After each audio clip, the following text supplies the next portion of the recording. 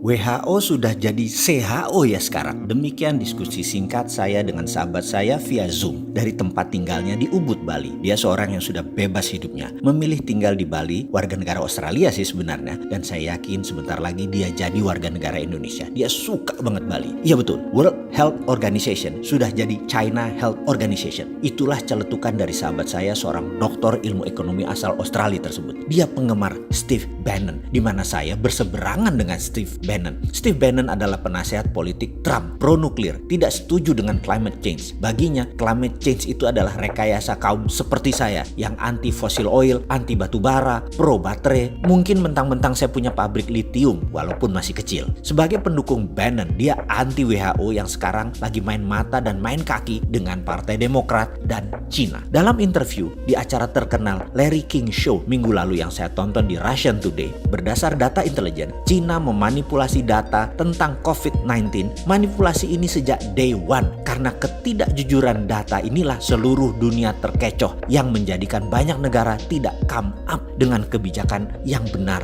dalam menangani corona. Cina di bulan Januari dengan bos WHO melakukan false information ke seluruh dunia dengan mengatakan virus corona menyebar hanya dari animal to human, tidak bisa human ke human. Virus dikatakan hanya bisa menyebar dari binatang ke manusia, tidak bisa dari manusia ke manusia. Inilah yang membuat banyak negara jadi tidak aware mematikannya dan kecepatan penyebarannya virus corona ini. Saat ini komunitas dunia marah dengan Cina dan mungkin akan melakukan tuntutan internasional serta sanksi bagi Cina. Cina bermain dengan siapa? Dengan bos WHO, Dr. Tedros Ghebreyesus, yang menutupi fakta sebenarnya akan fatalitas corona tahap awal ini. Dikatakan bahwa tidak terlalu mematikan corona itu. Fakta berikutnya, di bulan Januari sebelum lockdown, Cina membeli 250 juta APD, alat pelindung diri, di seluruh dunia sebagai tindakan balasan atas tindakan Amerika tersebut. Bos WHO bocorkan ke Cina sehingga Cina bisa pukul balik dengan mengunci peralatan medis yang di kemudian hari, yaitu sekarang Cina buat uang besar sekaligus membalas. 250 juta APD itu adalah separuh kebutuhan APD dunia saat ini, termasuk APD dari Indonesia dibeli Cina kala itu. Ternyata begitu dunia kena, dunia tersadar karena dikatakan tidak mematikan, ternyata mematikan, sehingga dalam false information yang jadi acuan banyak negara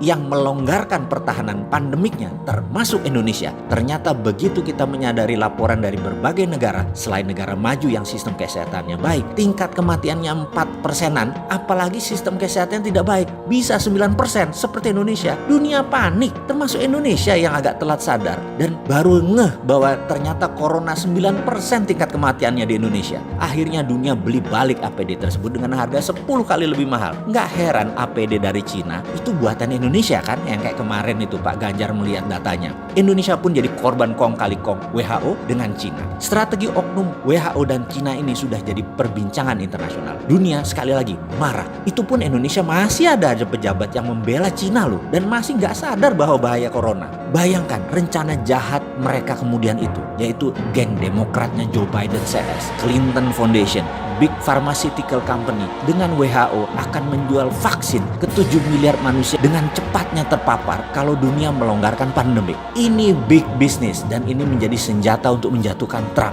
Ini membuat Trump marah luar biasa karena kecele dimainkan di dalam dan di luar negeri. Dia tuntut WHO, dia hentikan sumbangan Amerika ke WHO dan bahkan akan keluar dari WHO. Rencana besar akan memvaksin 7 miliar manusia di dunia ini menjadi serangan terbuka oleh Trump. Pasti dia gagalkan rencana koalisi besar Cina, Partai Demokrat, dan WHO ini. Jujur, bagi saya ini bedil sudah dikokang semua. Ini bisa military war. Mengingat sejarah sebentar ya. Kita tahu, zamannya Obama, Cina itu mitra strategis. Baru zamannya Trump, diperangi Cina itu. Ini info agar semua sahabat paham betapa cairnya dan dinamisnya geopolitik dunia itu. Apa yang dilakukan Trump? Trump tekan India untuk memberikan obat ke Amerika segera. India memproduksi obat corona dipaksa diberikan ke Amerika saat ini juga. Ingat, saya pernah katakan jauh-jauh hari setelah Cina, Amerika melirik India. Tadinya Indonesia ya, karena Indonesia nggak paham, jadi melirik India. Amerika bangun India persis seperti dukungan Amerika di tahun 2000-an, di mana 30% pabrik Amerika dipindahkan ke Cina. Sekali lagi, saya ingatkan, obat vaksin corona India nanti rajanya. Sahabat, data ini valid dan ada di mana-mana. Terbuka kok data ini, cek aja. Steve Bannon yang terang-terangan membuka aib WHO ini. Ceklah marahnya Trump dengan dunia farmasi Amerika yang ternyata main dua kaki dukung dan angkat Trump di awal lalu dibanting kemudian mereka pindah ke Partai Demokrat. Anthony Fauci, Director of National Institute of Allergy and Infection Disease, sebagai orang Trump di dalam penyelesaian Coronavirus Task Force, adalah orang yang bermain di 6 presiden Amerika, adalah juga orang di balik SARS dan AIDS dengan ciptaannya di Perancis. Ini salah satu yang memulai skenario biological warfare ini sejak awal dari pihak Amerika. Sekarang di COVID-19